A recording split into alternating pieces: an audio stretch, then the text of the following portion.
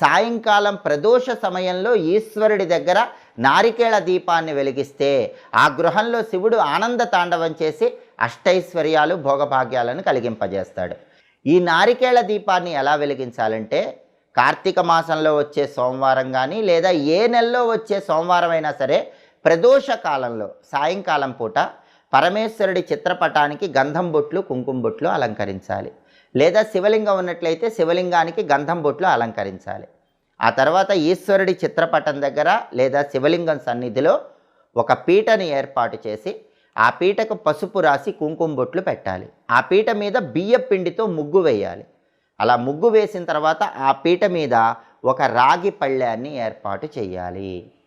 ఆ రాగి పళ్ళెం మీద తడి గంధంతో స్వస్తిక్ గుర్తు వేయాలి. గంధంలో కొద్దిగా గంగాజలం కానీ రోజ్ వాటర్ కానీ మంచినీళ్ళు కానీ కలిపి తడి గంధం తయారు చేసి